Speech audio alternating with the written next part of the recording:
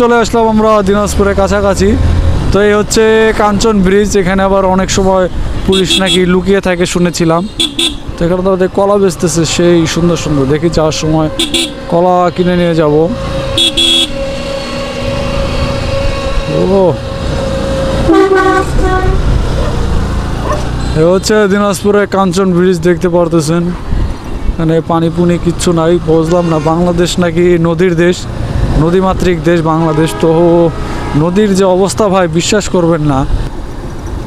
তো যাই হোক, সেটা বিষয় না, বিষয় হচ্ছে সামনের দিকে যাই।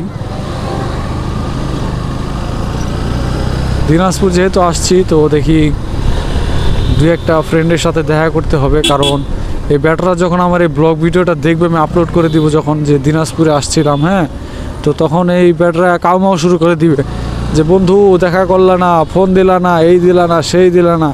আরে ভাই, আমি তো যাই কাজে, বিনা কাজে তো আর আসি না এতদিন, ওরা বুঝতেই চায় না। তো তার জন্য আজকে নিয়ত নিয়েছি যে কাজকাম যা আছে সব শেষ করে, সবাই শেষে সময় নিয়ে সবাইকে ফোন দিয়ে জনে জনে একজন করে দেখা করব, হ্যাঁ, যেন ওরা বলতে না পারে প্রচুর পরিমাণে জ্যাম। বুঝতেছি না, মানে দিনাজপুর শহরটা হচ্ছে আসলে অটো রিক্সা শহর, রিক্সা তো না, অটোর শহর।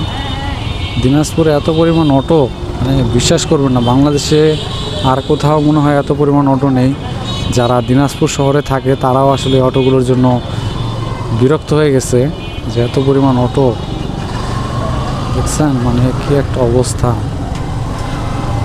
মানে ওভারটেক করে যে যাবেন ভাই, সেই সাহসিকতা আসলে নেই, কারণ ওগুলো যে একটা চাপ দিয়ে দেয়, তাহলে আল্লাহর রাস্তা মনে করেন খতম এই জায়গাতে।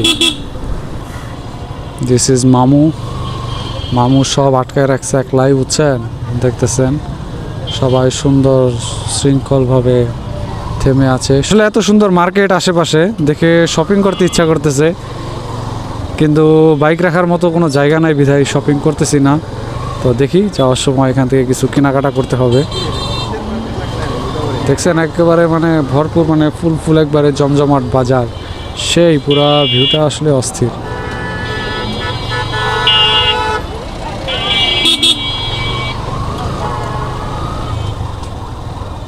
এ হচ্ছে দিনাজপুর জেলা কারাগার।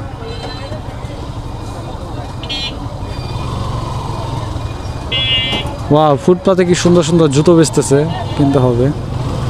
দিস ইজ রানী সঙ্গেলের ফেমাস কন্টেন্ট ক্রিয়েটর। আচ্ছা আচ্ছা, চলে যাব, কিছুক্ষণ আছি। কোথায় বানাবা, কই যাও তাইলে, কি কাজ শুনি, কি কাজ, শপিং?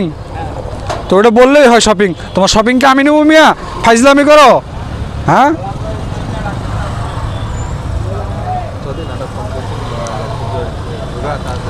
ইসমাইল, কাজ শেষ করো, ফোন দিও।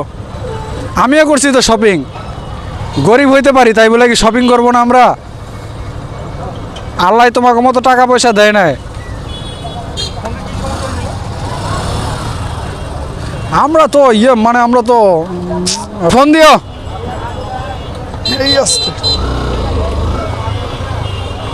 কেনাকাটা টুকটাক যা করলাম একটু ঈদের জন্য, এখন বাজে 6:46। তো এখন একটু দিনাজপুর শহরটা ফাঁকা হয়েছে, তো দেখতে পারতেছেন সেই লাইটিং একটা দিছে, বুঝছেন। তো সকাল থেকে যে সারাদিন ছিলাম, হ্যাঁ, এদিকে চলে যাচ্ছিলাম, তো ভাবলাম যে না, একটা শাপলা চত্বরে একটা চা পাওয়া যায়, তো নীরবকে যেহেতু নিয়ে আসছি, তো চাটা খেয়েই যাই। আজকের দিনটা তো যেহেতু মনে করেন এমনিও চলে গেল। এখানে একটা চায়ের দোকান আছে, খুবই ভালো।